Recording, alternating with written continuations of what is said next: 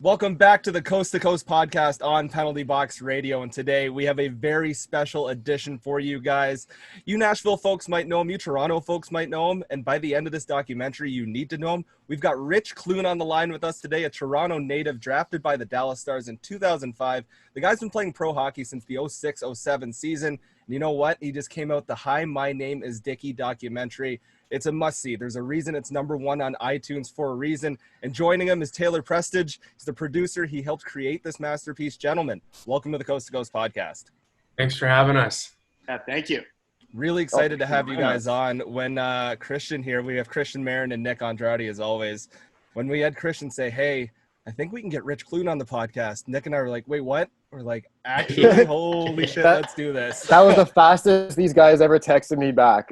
These guys sometimes, but yeah, they got back to me pretty quickly. They were very stoked. So thank you again, guys, for joining us. Thank you. Yeah, oh man, I miss Nashville. I will say that. Before we dive into the documentary, the Nashville listeners, like when we told our friends in Nashville, they're like, "What? You have Clune?" We're like, "Yeah, we have them." Do you have any favorite memories from Nashville? Oh, I mean, the coffee at Fido is probably one of them. No, but I would say probably just something that jumps out of my head right away would be, I was talking about this the other day. I did the Spit and Chicklets podcast we recorded the other night, and they asked me about the fan base in Nashville because, clearly now I think the cat's out of the bag that the Nashville Predators fans are, amongst the best in the league.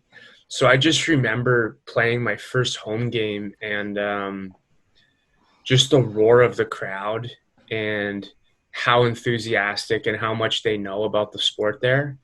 And it was literally like a dream to play in front of that fan base. You know what I mean? Like I played on a couple good teams there with some talent, and now it's really nice to see that they've had a couple good playoff runs. But they just have so much heart and passion and support for the players and the team and the buzz of the city. So that's something that sticks out to me. Before you went to Nashville, did you think it was a hockey city at all? Or was it just like, oh shit, what's going on? I had played one or two games actually versus the Predators when I was with the Kings. And as you can imagine, I introduced myself to Broadway the night before the game, which may or may not have been a good decision. You know what? I think I was anyways, doesn't matter. I had heard, I think everyone's pretty familiar what Nashville's known for is their country music scene and the music scene in general. And I think the surprising thing to me was getting there and realizing that the musicians, there's all kinds of musicians there. I think, you hear country music and there's a little bit of like, you don't really realize just how deep the music scene runs there. And that was my favorite part about Nashville. You could go any night of the week to some sort of like obscure hole in the wall and hear the best music you've ever heard in your life. That was my favorite thing to do. And then I would, I had this kind of secret hobby of just going to Santa's pub myself and singing karaoke, whether I brought a friend or not. Like guys would come in, like I'd have friends come in on the road from other teams and they'd be like, let's go to dinner. I'd be like, okay. And in the back of my head, I'm like, I'm going to bring them to Santa's pub. And I'd go in there and they'd give me like the coldest glass of water they could pour. And I just rip karaoke. So did you have a go-to? There's some people in Nashville that would probably be able to corroborate that story. Like, singing. I guarantee you, Big Shiny Tunes is you were just rolling through the top of Big Shiny Tunes 1 to 6. The entire catalog. Oh yeah, I was educating the Nashville folk on what Big Shiny Tunes is, and for in case you don't know, it's Canada's version of our top hits, Much Music. Anyways, that's another time. Did you have a go-to karaoke song? I have two. I mean, like I'm open to anything. Yeah. I remember Brett Kessel and I sung. It was Brett Kessel, myself, and Sophie Simmons, Gene Simmons' daughter. One night we sang wow. a nasty. We like three-wayed Picture by Sheryl Crow and Kid Rock, Nice. as you can imagine. And I took the Sheryl Crow lines. Sophie and Brett did Kid Rock. And then, but yeah, I don't know. I'll do anything. Rolling Stones, Sympathy for the Devil, Lola by the incredible. Kinks. That's another Nice. one, Lola. That's a I get crowd down pleaser with too. Lola. Yeah. Yeah. I did a short film out in LA a few years ago, and I think I got the part because the director, I had met him, and we all met at a karaoke bar in LA, and I sung Lola, and he was like, "You got the part." I was That is so in it. incredible. Let's No dive way. into the documentary a bit here. Rich, what made you want to create this documentary? Like, go walk us through that first day of, I want to make this doc. I want to tell my story. Well, I think I'd had, a little bit of experience through a couple of written articles and interviews over the years, mainly when I got to Nashville and I was back in the National Hockey League. And obviously when you're playing at that level, you have more of a platform. And then I kind of went quiet for a while, and I had opportunities. When I moved back to Toronto 5 years ago, some broadcasters here in Canada approached me about doing the film format. And, I wasn't into it at the time. And then just over a year ago, when I met Taylor and Harris and Caitlin, the producer, one of the producers, coincidentally, another broadcaster had approached me, and it was just kind of like the same thing. Would you ever want to tell your story in a film? And, I feel like after 10 years of sobriety, I have a little bit of perspective, and I had more self-awareness to be able to just speak from my own experience. So I just explored it. And when I met with Taylor and Harris and the rest of their team, like, truthfully, like, I'm like, I'm going to make some friends out of this for life because they're just unbelievable people.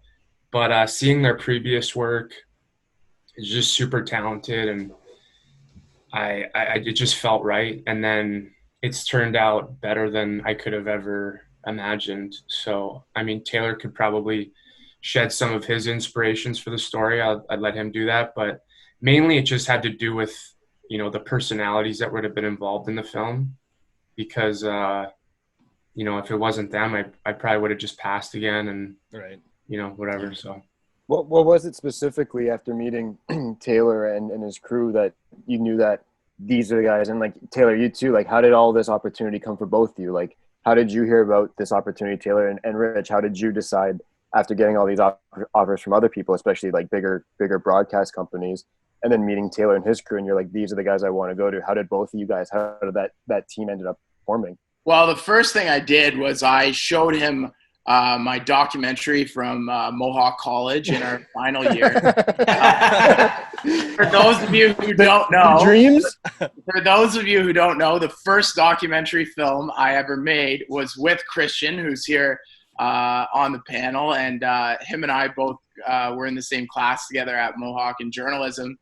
And, my inspiration for that was, it's funny, like I joke that, I showed that, but that was the first time it changed my focus as to what journalism could be, and something that I really, really enjoyed. And, it's been a wild career path since then. But, the biggest thing is like when I talked to Rich, and we had some mutual friends and got connected that way. But I've been following, I'm a big hockey fan, and, I've been following his story for years. When he was in Nashville, he did the Players Tribune article.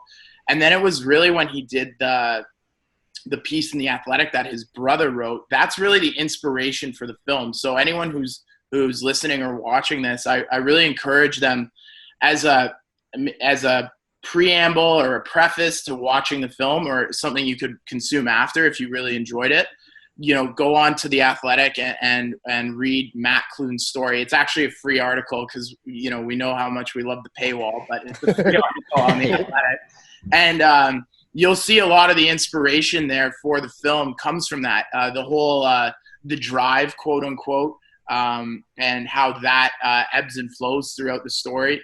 That was really inspired from from that article I had read. And, so we got connected through some mutual friends, and I threw it out to him. I said, man, is this something that you'd want to do? And after we spent, probably a month getting to know each other, he said, all right, let's do this. And, the rest is kind of history. And for me, my biggest inspiration was and what my goal was, and I hope this is what was achieved. The biggest thing for me is I wanted to tell a story of redemption and overcoming the odds, and a story of true resilience about a guy who just so happens to be a hockey player.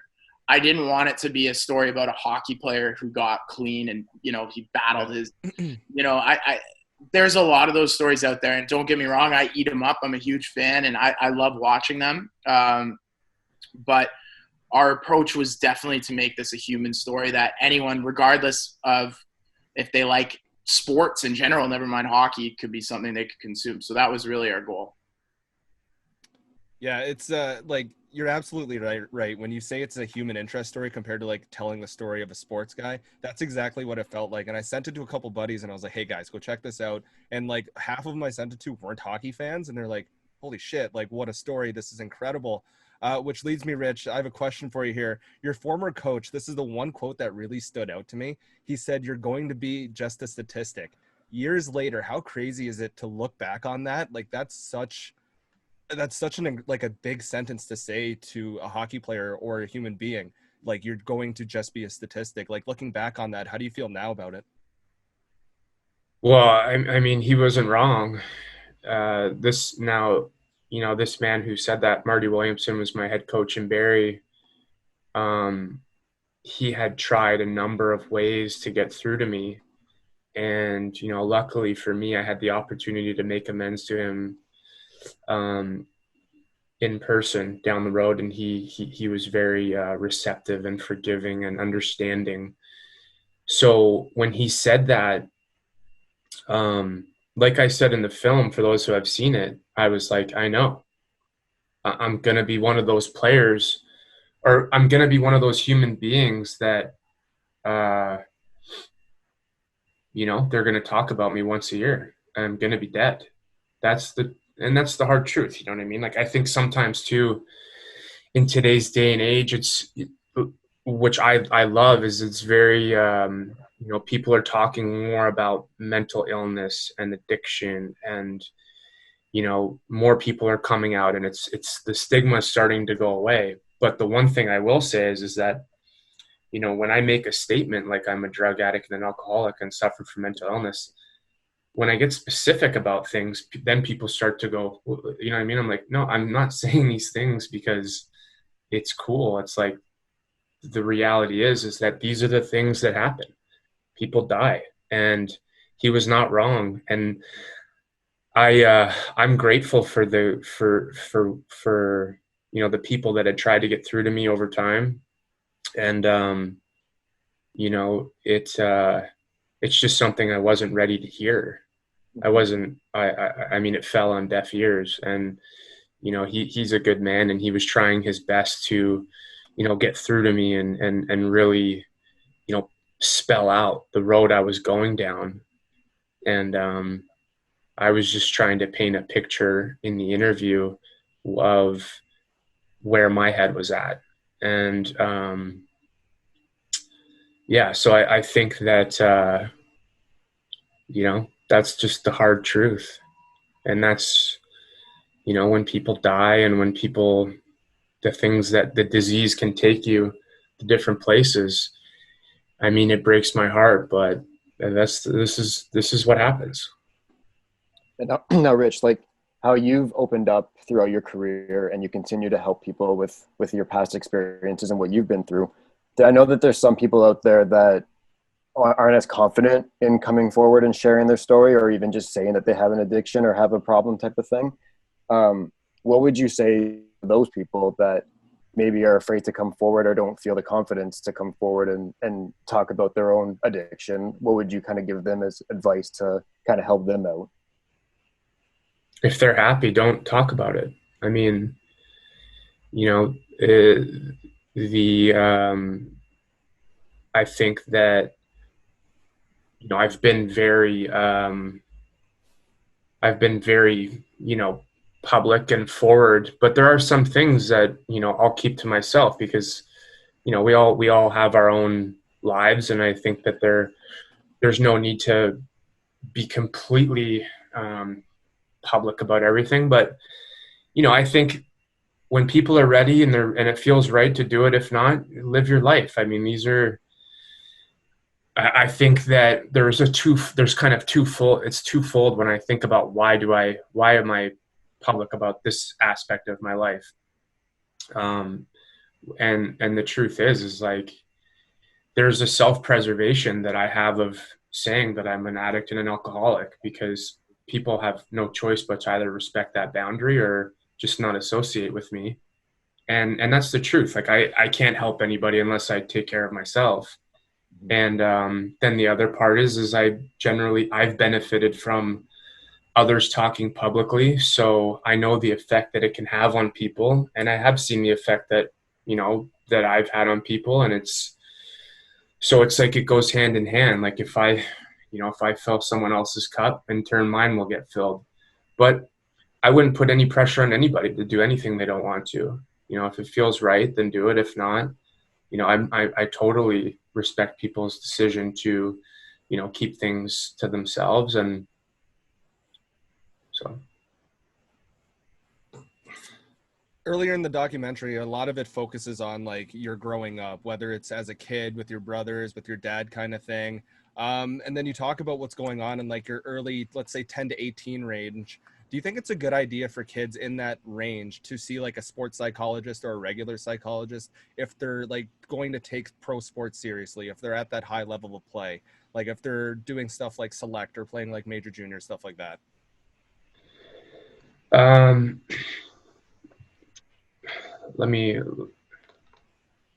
Now I think that there will be kids that were in the same positions that I was in. And I think that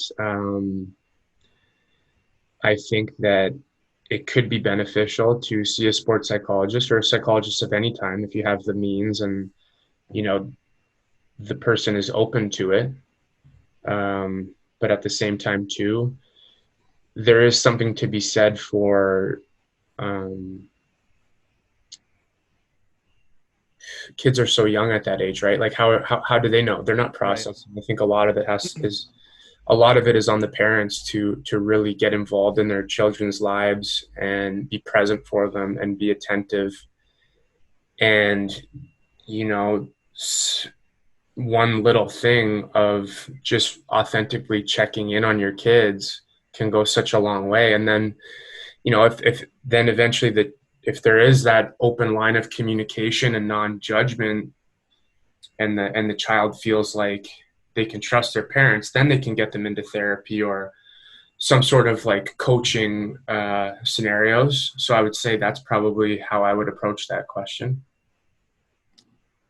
Nick, I think you had a great question we were talking about a couple of days ago. Oh yeah, I'm curious, especially you know, everything's always ingrained in like hockey, especially if you're a player, like your whole life is just directed into that one space. I always wanted to know, like, when do you start to mentally prepare for life outside of hockey? And kind of like, what's that process like? Because, you know, you spend such a long time just ingrained in all that all the time. Well, I think that truthfully, I don't think I would have gotten as far as I did if I was constantly questioning what I'm going to do after hockey. I think that I really needed to have an approach early on that there was no plan B. That's just my experience. Right. You know what I mean? Like I'm not Connor McDavid or Austin Matthews. I'm a very good player in my own age group of my city growing up. And then as I moved through the ranks and continued to play against more talented players, I had to adapt, change my approach, and clearly adapted a more physical, abrasive approach and did what I had to do to get to that level. But I needed to not have a plan B for a long time. And I'm not going to sit here and tell a kid that, that that's a bad mentality. I think I've shown that I have tons of interests outside of the game, but at the same time too, I don't think that a life dedicated to hockey is a bad life. I think it's the best thing in the world. So I would encourage young kids to cultivate hobbies and interests outside of, if they want to be a professional, that's a very, you know, you have to take it very serious. I think cultivating hobbies and passions outside of that, but it might be a little bit, I don't know if everyone would agree with me, but don't have a plan B for a while. And then, you know, around the time I was 25, 26 is when I established myself in the NHL. I started to, you know, in my mind, started to build a plan. So I would say probably 7 or 8 years ago, I've begun to, you know, really put things in place. And, you know, whether I play another year or two, or if I don't, if I stop today, like I have an idea of what I'm going to do. But I would encourage kids to, you know, just go for it and achieve their dreams and then follow along the way. I mean, I think a conversation Taylor and I had early on was just about that very question. I mean, he taught, I think something, Tay, you could probably say that interest me about, like, you were drawn to me is because I had those interests in acting and writing and film. Yeah, that was a big thing for me in telling this story. First of all, Rich doesn't talk like a typical hockey player. You know, he's not giving the, oh yeah, you know, got to get pucks in deep here, guys. Let's get bang pucks off the window. Here we go. You know, he doesn't talk like that. He's like, he's very real and I think very relatable. So that was one a facet of it. And then the other facet was the fact that he has really, really interesting hobbies and things he likes to do off the ice, chiefly his acting career, his interest in philosophy and religion, some of the cool things he's done in the media over the years. It was something that I felt like gave him a more human element that people could relate to. Speaking of acting, I want to know how you got into acting, because a long time ago, I wanted to be an actor when I was a kid, and that dream is long gone. So what made you think about getting into that now? I just wanted to. Nice. I mean, it sounds like a simple answer, and I could probably go on for 20 minutes about the, you know, the motivations behind it, like a great, you know, dramatic, passionate actor would, and sell it as if I'm doing this honorable life or death craft. You should tell them about the passion that you had to find within yourself at your photo shoot the other day when you were trying on sweatpants for 8 hours and they kept adjusting it a little bit. Hey, I didn't say who it was with or anything.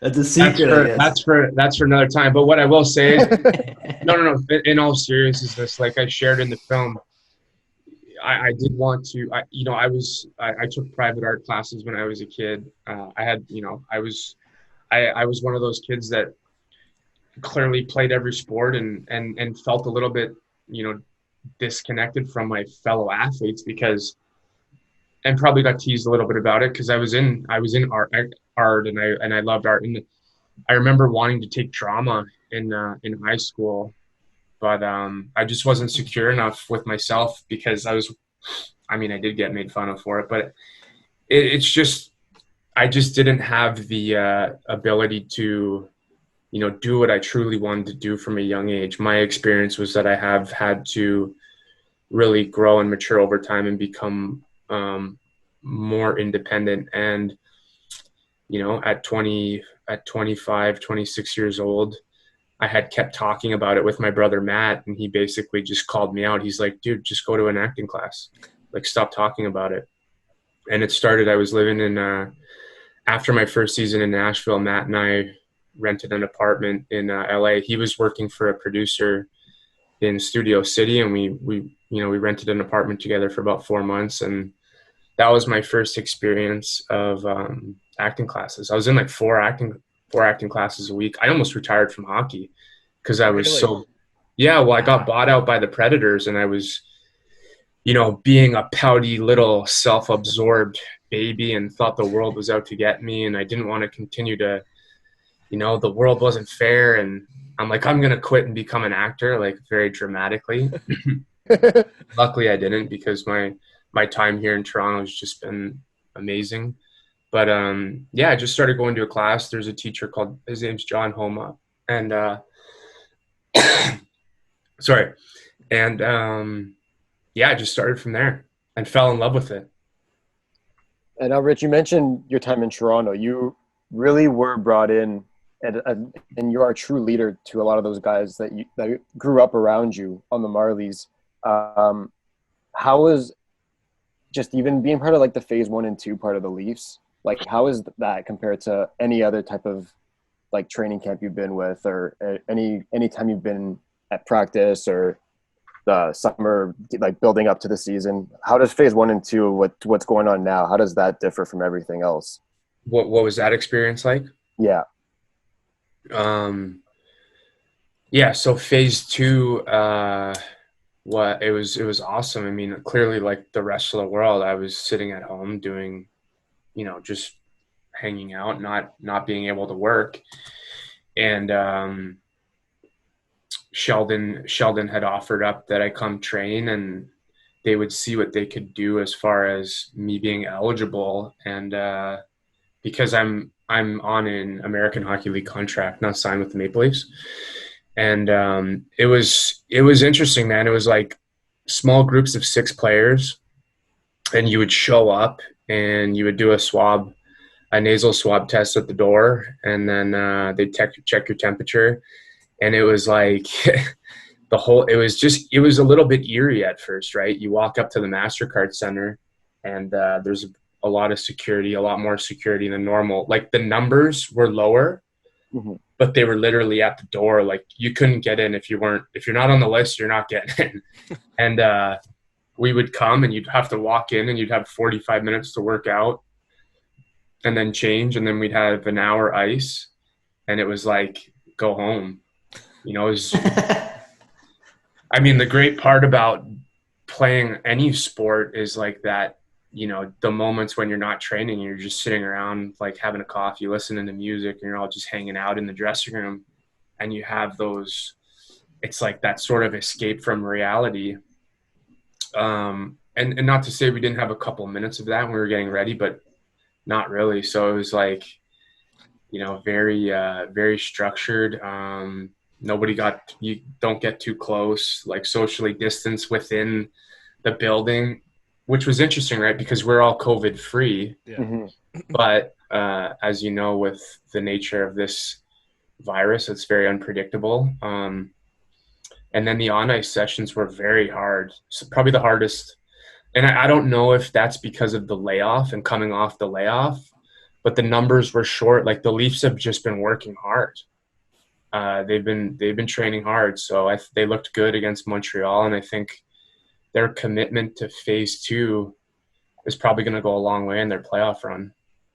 You were on the ice every day with Nick Robertson, who's I think going to turn some heads, eh? Yeah, that was my first kind of exposure to Nick up close. He was in my small group, and obviously I'd seen him at training camp, year or two previous, but it's really hard to get a gauge on someone. And I had heard that he was, very intense, but I was extremely impressed, and clearly, I guess I do have a good eye, because now he's made the Maple Leaf. So are you expecting a shout out as soon as he scores his first goal? No.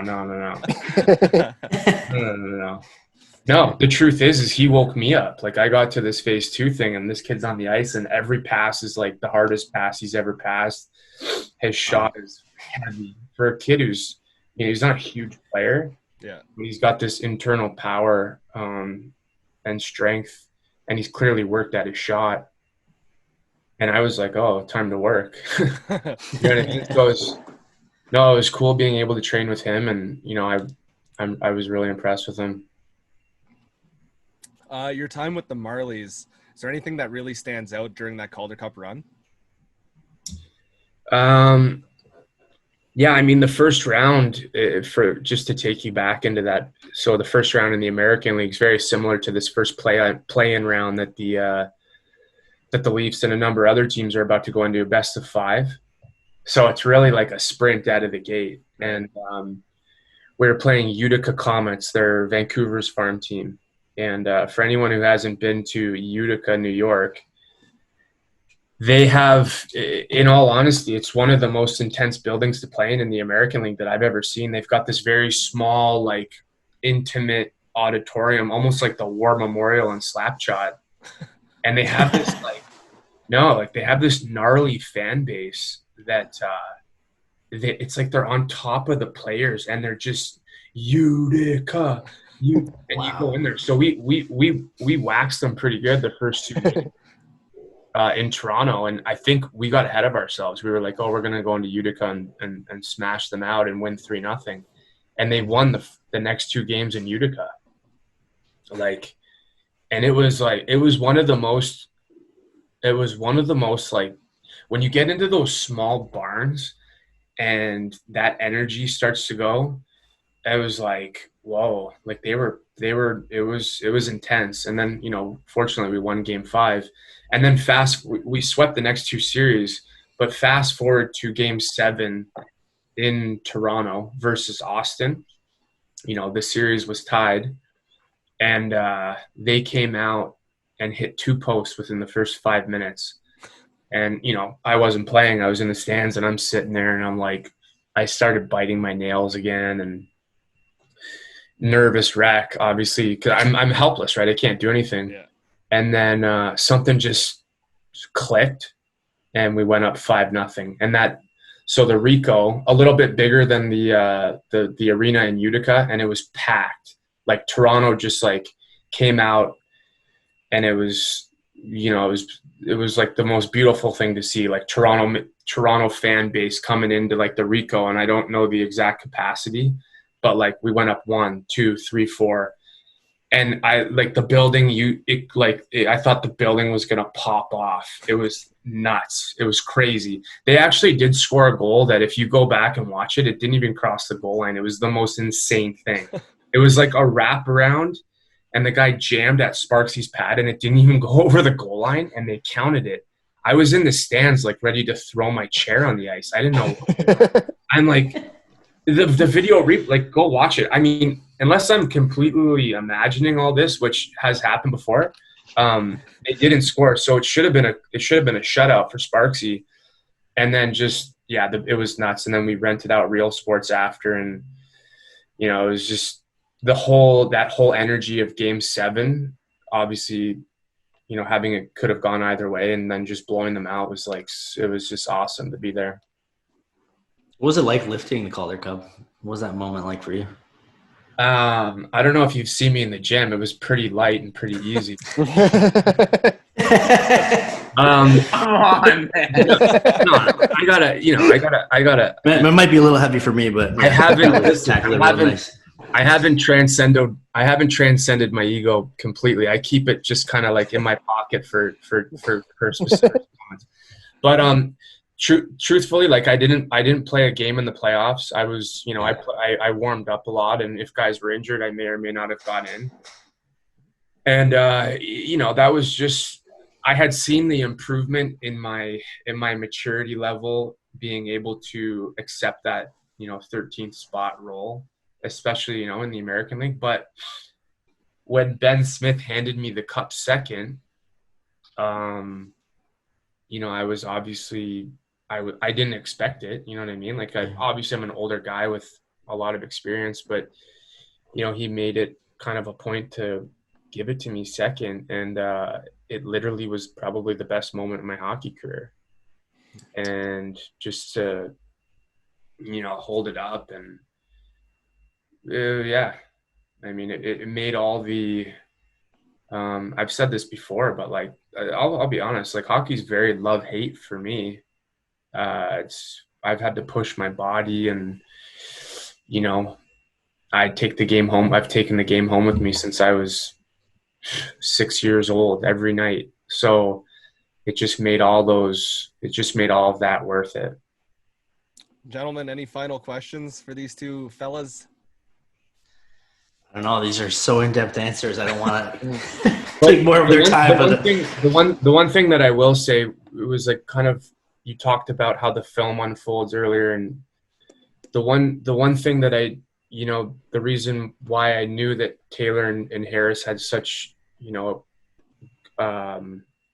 good filmmaking style, and the choice that they made in the beginning to come out just, no messing around in the film. Like, if you watch it, it's like, unless there's a 10 story Netflix documentary, I don't care who the personality is. I'm not sitting there for longer than an hour to watch it, let alone listen to me. So, but in the film, like, the choice to come out and not really get into any backstory and just get right into it and floor it right away. And there really isn't any moments in the film where they let off the gas. So, and that's I knew that, I'd made the right choice to explore this with them. And, when I talk about this film, like, it's our film. Like, I really mean that. I mean, the love and the attention and the passion that the film production team put into this, I'm just,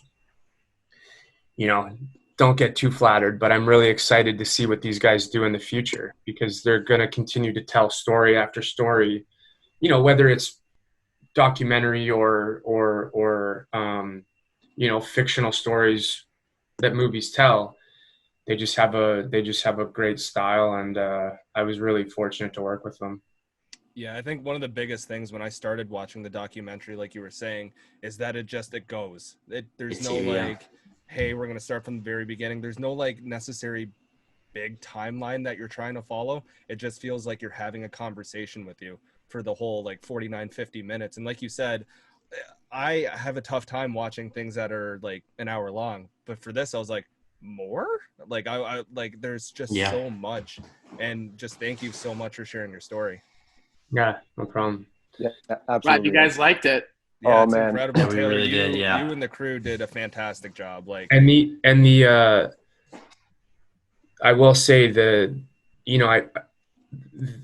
I didn't really, I think it's hard to expect things, right? The film is about me, and it's, like, I'm uncomfortable as it is talking about myself, but the feedback that we've gotten from the people that have, got to see it on Sportsnet here in Canada, and then have purchased it on iTunes, it's literally blown me away.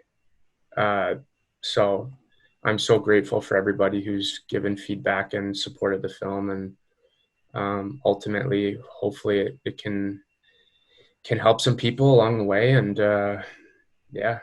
We're also going to, if anyone watches it on iTunes or on any of the Apple products, Apple TV, we're going to be donating a portion of the proceeds to mental health charities and to COVID relief. So it's not just, for us, it's not just a money grab. We want to both, stick to our word and be true to the message, which is helping other people. And so anyone who does, spend the $5 or whatever it is to rent it, they can feel good knowing that a portion of that's going to a good cause. And if you guys haven't seen it, go on to iTunes, go on to Apple Music, whatever it is, where you need to get this. It's Hi, My Name Is Dicky. It's #1 on iTunes for a reason. You go into it, doesn't matter if you're a hockey fan, doesn't matter if you're not a sports fan. As a human being, if you just go watch this film, it's going to leave a message with you, and it's going to hopefully impact those who need to hear the message. Rich, Taylor, thank you so much for joining us today. For Christian, Marin, Nicholas, Andrade, my name's Matt Best. This is the Coast to Coast podcast. We'll catch you next time.